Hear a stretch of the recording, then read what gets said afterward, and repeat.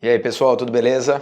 Esse é o terceiro vídeo da série dos 4 pilares da educação financeira. Esse vídeo a gente vai falar de estratégia, então eu vou dividir ele em duas partes. Essa é a parte 1 e o próximo vai ser a parte 2 do terceiro pilar, que são as estratégias. A estratégia é o que vai te levar do ponto que você está para o lugar que você quer chegar. Então no primeiro vídeo a gente falou, poxa, daquilo que você quer, onde você quer chegar. Depois a gente descobriu, através do controle financeiro e daquelas ferramentas no vídeo 2, se você não viu, assiste, tá aqui no canal, que é para ver onde você tá, qual é a sua atual situação. E esse aqui a gente vai falar um pouquinho das estratégias para te levar desse ponto A para o ponto B. Por que a estratégia é tão importante? O pessoal fala muito de pensamento positivo, eu acho isso super legal e tá tudo bem. Mas você pode ter o pensamento positivo que você quiser. Se você tem um objetivo, por exemplo, eu quero ver o nascer do sol, e você resolve caminhar para oeste, você pode ter o pensamento positivo que você quiser, que você não vai conseguir. Daí a importância dessas estratégias práticas. A gente falou muito desses mindsets, apesar de eu não gostar muito da palavra nos dois primeiros, mas a gente precisa ter isso daí mesmo, né? A gente precisa nessa jornada de educação financeira, de construção de riqueza, e agora a gente vai falar um pouquinho mais dessa parte mais prática, beleza?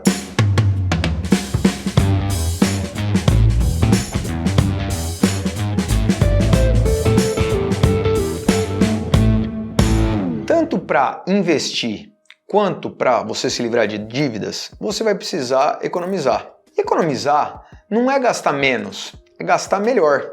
Por isso que eu bati tanto na tecla de você saber onde você está gastando. Até para você poder escolher, você precisa saber onde você está gastando. Porque o que interessa no final é quanto sobra para você poupar ou para você se livrar das dívidas. Na verdade, eu nem gosto muito dessa palavra sobra. O seu futuro, a sua vida não pode depender do que sobra. Na verdade, isso daí deveria ser prioridade.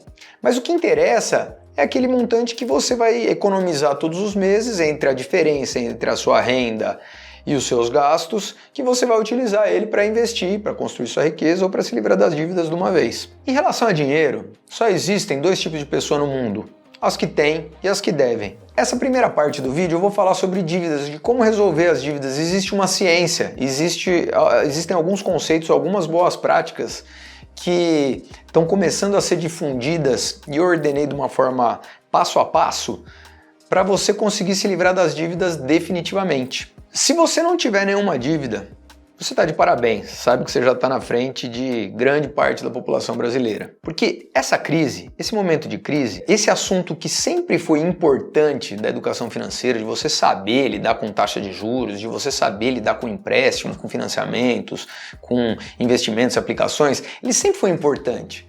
Mas agora que essa crise é agora aprofundada, ele se tornou urgente. Porque assim, o sistema está entrando em colapso. Só que no Brasil a gente tem alguns dados.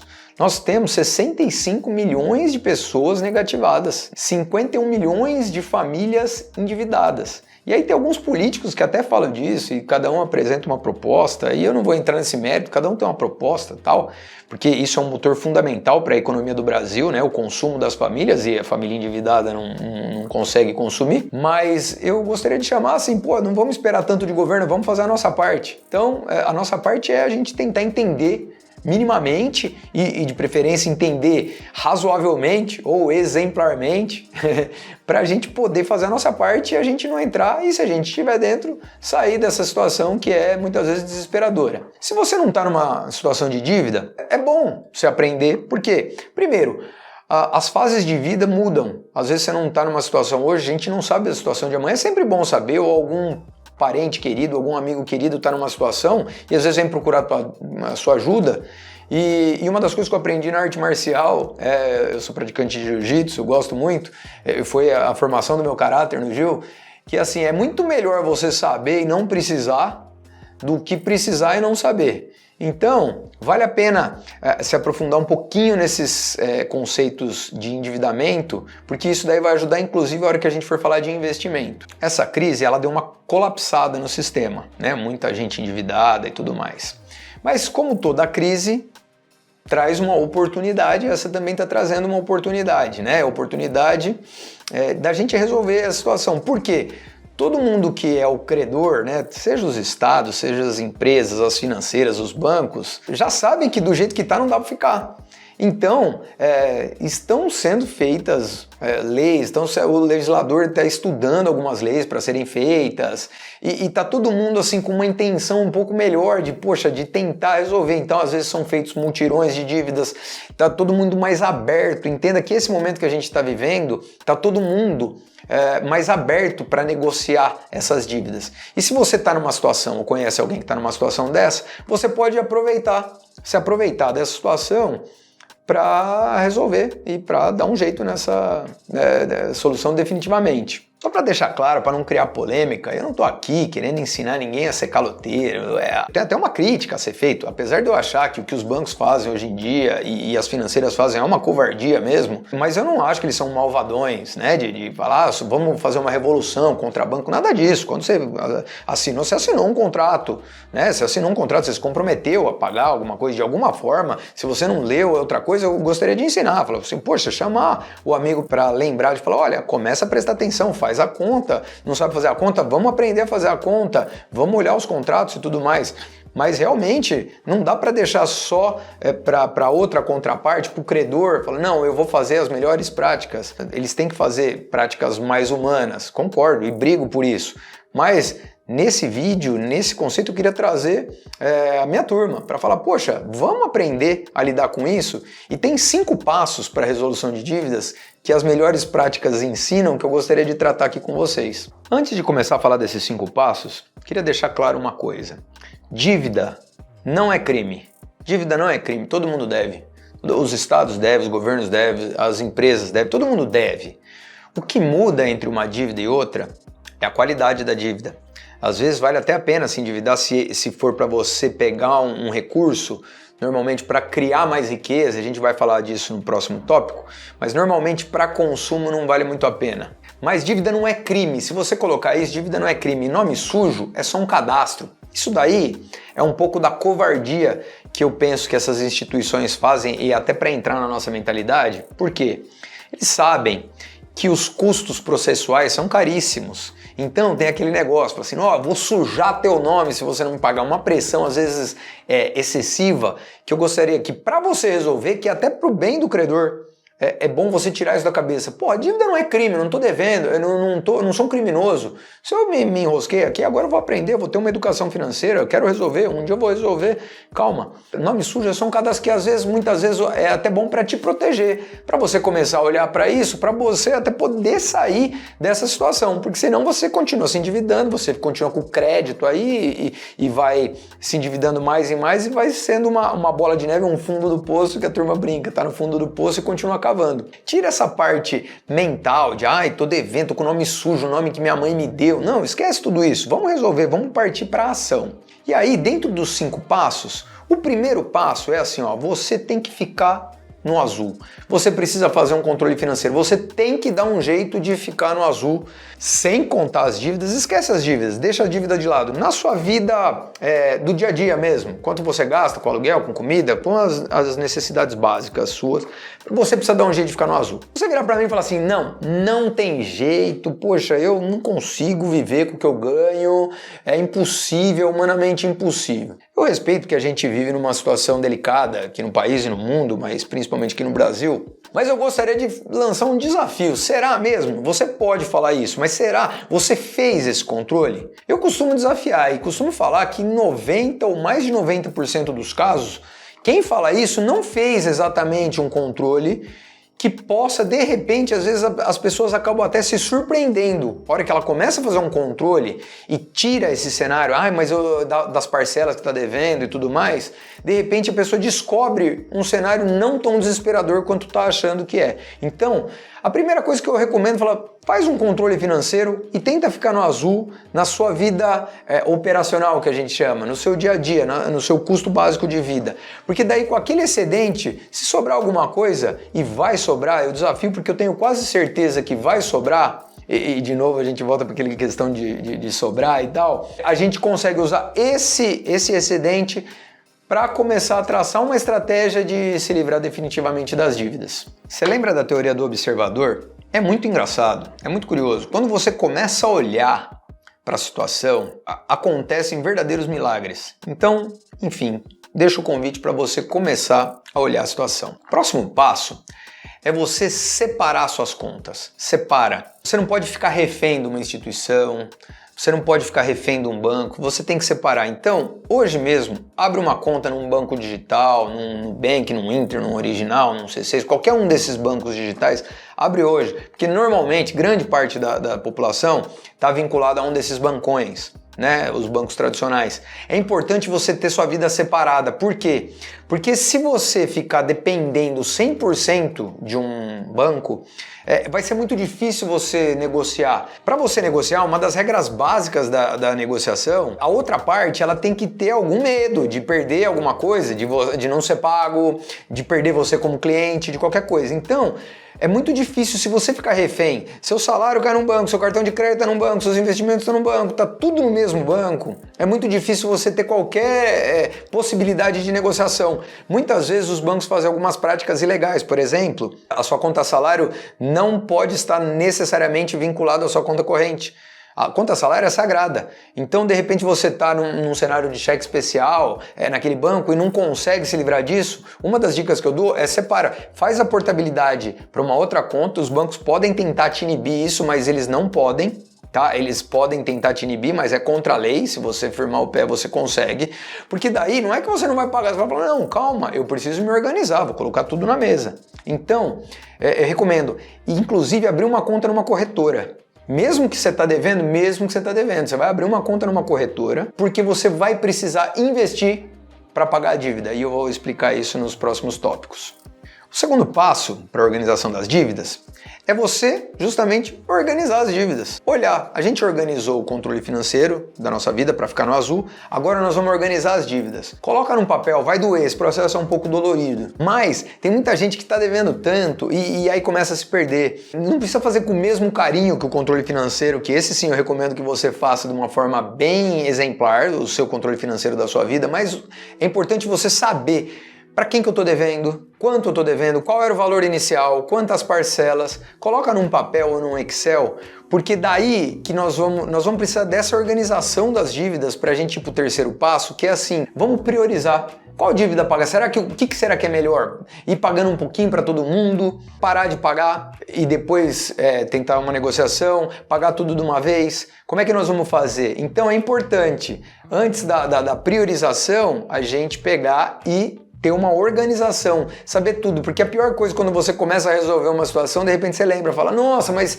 tem aquela outra que eu nem estava olhando. Não, coloca. É dolorido? É um pouco, vou ser bem sincero, é um pouco, mas vale muito a pena você colocar, você vai ver, é igual o fantasma. Eu não sei se vocês lembram, eu gosto de analisar aquele desenho do Scooby-Doo, que era assim, quando você, quem tem mais idade assistia, na minha época eu assistia bastante, e normalmente tinha uma dinâmica. Era assim, aparecia um fantasma, todo mundo saía correndo, e o fantasma só crescia.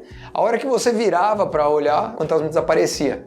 E com dívida é mais ou menos assim. Coloca num papel, olha para ela com coragem, que você vai ver que automaticamente seu cérebro, sua mente começa a procurar saídas que hoje para você não existem. Mas não é porque você não vê que não existe. Olha só, eu nunca vi um caso de alguém que realmente quis resolver uma situação de endividamento que não conseguiu. Nunca vi. Se você não conseguir, vai ser o primeiro. É brincadeiras à parte, mas é mais ou menos assim. Terceiro passo para a negociação das dívidas é priorizar. Tem 5 fatores que eu considero normalmente, que eu gostaria de discutir, lógico. O primeiro fator que eu imagino para você negociar uma dívida é possibilidade de negociação. Quem está mais aberto para negociar? Porque tem alguns credores que eles são super intransigentes. Falam, não, é assim, você está me devendo tanto, a taxa de juros é tanto, eu não quero saber. E não está aberto a negociação. Isso daí você pode deixar para depois. Deixa para depois. O segundo, então, aqueles que estão mais abertos, normalmente você consegue uma negociação melhor. Então vale mais a pena você negociar primeiro com quem está mais aberto para a negociação. Então você fala, olha, puxa, eu fiz aqui uma conta e eu consigo te pagar tanto por mês. Podemos fazer assim? Ah, não dá. Ah, tá bom, beleza. E segue a vida. O segundo fator de negociação de dívidas é justamente o tempo de resolução. Então tem gente que, puxa, você vai perder um baita tempo, você está numa situação dessa, você precisa trabalhar, você precisa cuidar da sua família, você precisa cuidar da sua vida e tal. E às vezes, nossa, para você conseguir resolver essa situação, você tem que ligar, tem que falar, e aí vai, volta, a pessoa que você negocia não tem autoridade para negociar com você. Essas daí eu já deixo pro fim quem tem maior tempo de resolução, porque tempo é dinheiro, é o que eu falo, tempo é dinheiro, e tempo é o tempo que você usa para trabalhar, para viver e tudo mais. Então se você gasta muito do seu tempo para tentar conversar com isso daí, também deixa pro final. O inverso é verdadeiro. Se é alguém que está disposto, no item 1, está disposto à negociação e o tempo de resolução você sente que é mais fácil, puxa, esse daí você dá uma priorizada para resolver. O terceiro critério para priorizar é o tempo de inadimplência. Então, por exemplo, alguma dívida que você está devendo há mais tempo, é mais fácil de você negociar do que uma dívida recente. Porque se a pessoa já está há mais tempo, a pessoa, a instituição, seja qualquer instituição financeira, uma Casa Bahia da vida, sei lá, você está devendo há mais tempo, normalmente é mais fácil você negociar do que uma dívida que você acabou de atrasar e recentemente teve algum problema nesse sentido. Normalmente, o ideal é você priorizar as dívidas de mais longo prazo, porque você consegue uma negociação melhor também. O quarto item é a pressão mental. Nossa! Isso aí eu sei como que é, porque às vezes a gente fala assim, às vezes a gente pega um dinheiro com um parente, com alguma instituição, alguma coisa, que não, às vezes a taxa de juros não é nem tão grande, mas é uma pressão mental tão grande que, puxa vida, você encontra no churrasco, encontra no elevador, encontra em alguma situação social, é tão grande que isso daí deve ser levado em conta, essa pressão mental que o credor faz em você. Então eu coloquei como quarto item de prioridade. E o quinto item é a taxa de juros. Daí, se os quatro itens primeiros, os quatro primeiros itens forem mais ou menos semelhantes, óbvio, você vai deixar para negociar que tiver a maior taxa de juros porque daí você consegue um desconto melhor e se você continuar sem pagar, vai aumentar essa bola de neve e vai ficar um pouco mais difícil, não que seja impossível, vai ficar um pouco mais difícil de você negociar. Mas o importante aqui é você lembrar o seguinte, separa o antes e o depois, antes e depois da educação financeira. Antes é o cara ou a menina que entrou nessa situação de dívida. Esse é o antes. E aí tudo bem. Agora, até para você mudar o seu estado de espírito, você fala, não, agora eu tenho uma educação, eu já fiz o meu controle, então agora eu estou disposto a resolver. E aí quando você internaliza isso, você consegue de uma forma melhor, de uma forma mais eficiente, cuidar desses procedimentos de resolução de dívida e aí você consegue priorizar. Mas vamos lá, ainda tem mais dois passos. O quarto passo é você conhecer os seus direitos. Lembra que eu falei, dívida não é crime. Então, como tem essa pressão mental, às vezes, das instituições, das pessoas e tal, então você precisa entender minimamente quais são os seus direitos. Por exemplo, o bem da família é inegociável.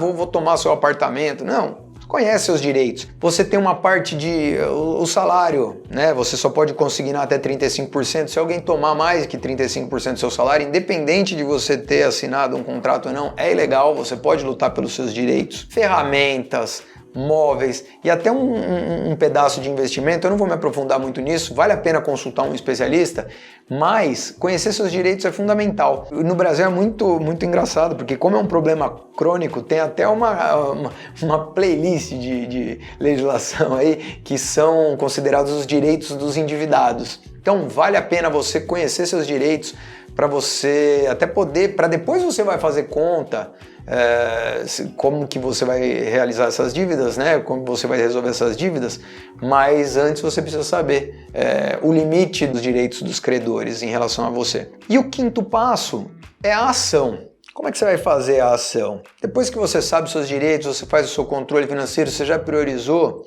normalmente o credor ele sabe muito sobre você, principalmente se for um banco, alguma coisa assim, ele sabe muito sobre você. Só que chega a hora de você assumir as rédeas da negociação. Então eu realmente recomendo fazer um script mesmo. O dia que você resolver essa situação, primeira coisa, você precisa ter pelo menos em mãos 50% do principal. O que é o principal? Imagina que você tomou um crédito de R$1.000, aí você paga uma, duas parcelas com a taxa de juros, sei lá, parou de pagar, isso daí virou uma bola de neve, juros sobre juros e tal. Você tem que ter, para também não forçar muito a barra, você tem que ter pelo menos metade do principal. para chegar para uma negociação. Então, você tomou R$1.000, isso aí virou uma bola de neve, você está devendo R$15.000 lá, porque nas contas loucas aí dos bancos, das instituições, isso aí virou uma dívida impagável, aí, cheque especial, cartão de crédito, não estou falando nada de outro mundo. As dívidas principais dos brasileiros, né, que é cheque especial e o rotativo do cartão. Você tem que ter pelo menos metade desse valor para chegar para conversar com a autoridade responsável. Tem uma estratégia de cartão. No cartão eu realmente falo isso para as pessoas. É tudo ou nada. Tudo ou nada. O que é tudo ou nada? Ou você paga, quando vier a fatura do teu cartão, ou você tem o dinheiro para pagar tudo ou não paga nada. A pior coisa que você pode fazer é pagar só o mínimo ou fazer esse crédito rotativo. Isso daí é escravidão financeira. Se você chegou num estado desses, você já está numa situação comprometida. Você já vai ter que olhar para isso, fazer um controle financeiro. Não tenta pagar o mínimo para depois, não faça isso, de verdade. É muito melhor não pagar, deixa seu nome para o cadastro e esse dinheiro você começa a investir, por isso que não pode estar no mesmo banco, por isso que eu sugeri você abrir uma conta num banco digital ou numa corretora, porque esse dinheiro, nem que você coloque esse dinheiro num investimento, num tesouro, em qualquer coisa, porque você vai precisar desse montante para um dia, quando você for negociar, você chegar lá e ter pelo menos 50% do principal, né, do valor que você tomou. Outra estratégia que a gente brinca, eu gosto desses nomes, que é o bebê abandonado. O que é o bebê abandonado? Já cheguei em clientes de consultoria, ele já estava estourado no cheque especial e todo o dinheiro que às vezes entrava lá, que ele recebia alguma coisa, o banco já chupava tudo aquilo lá e aí ele continuava devendo no cheque especial e juros sobre juros, fala, abandona o bebê. Abandona, deixa, perdemos. Essa situação entrou realmente numa situação e duvido que alguém vai fazer isso de propósito, porque é uma situação muito constrangedora, não é agradável, é chato negociar, toma tempo e tal. Eu só estou falando aqui que tem saída. Então, nesses casos, quando você já está numa situação que você vê que o dinheiro que você coloca numa instituição ou que você paga algum financiamento de alguma coisa não é nem suficiente para resolver minimamente, abandona, faz o seu controle financeiro, estuda, começa a fazer uma disciplina, começa a olhar para isso e daí depois você vai resolver isso. E tem outra estratégia que a gente chama de cabo de guerra. Chegou lá, você está dando, num caso clássico aí, com uma financeira, você está devendo um tanto, você oferece um valor, 50% daquilo que você estava devendo inicialmente, por exemplo, daí ele fala, não, paga um pouco mais, paga um pouco menos e tal. Mas antes disso, de você chegar, você sempre tem que chegar com um script. As pessoas têm uma intuição um pouco diferente. De falar assim, poxa, eu vou resolver uma dívida, o dia que eu vou resolver uma dívida, eu juntei um dinheiro, já investi, vou lá negociar. E numa roupa mais humilde, com uma cara meio de coitado, às vezes a barba por fazer e tal. Não, vai com a tua melhor roupa. Vai confiante, queixo erguido. Lembra, dívida não é crime. Aquele que se endividou é uma pessoa antes da educação financeira. Esse agora que vai resolver, ele tem que estar super confiante. Então assume as rédeas da negociação e fala, olha, eu quero fazer assim, eu quero resolver, eu posso fazer assim. E aí você faz de uma forma que você conseguir. Digo, se precisar de ajuda, peça. É um caso que vale a pena pedir ajuda. Tem um monte de gente que presta esse serviço de ajuda nessas consultorias. Eu mesmo faço, né, querendo vender meu peixe, mas tem um monte de gente que faz esse tipo de serviço e é muito legal. Os resultados normalmente são assim impressionantes. Eu tenho uma coleção desses resultados aí com gente que fez consultoria que é bonito de ver. Um dia eu faço um vídeo só para falar desses resultados. Consigo uma renda extra, isso é bacana. Já que você está nesse processo, nessa jornada, tem uma pesquisa que fala que o brasileiro médio tem uns R$ 1.400 guardados em casa em produtos para vender. Então desapega, vê o que você tem na tua casa que você não usa, vende, faz uma renda extra e faz essa rendinha extra, vende o que você tiver, no Mercado Livre, sei lá, essas plataformas aí, tem bastante coisa nesse sentido. E não parte para resolução, pega esse dinheiro e investe, coloca lá num tesouro, num CDB, qualquer coisa, investe esse dinheiro. Digo, quando você for resolver as dívidas, você vai com categoria, com elegância. Usa no máximo 20% dos teus rendimentos para poupar, para resolver a dívida. Você parte de uma situação que você, com os seus rendimentos, com o seu ganho, você entrou numa situação de dívida por descontrole, às vezes alguma atitude que te sabota ou por necessidade mesmo, não estou aqui para julgar, e aí você parte para uma resolução disso daí.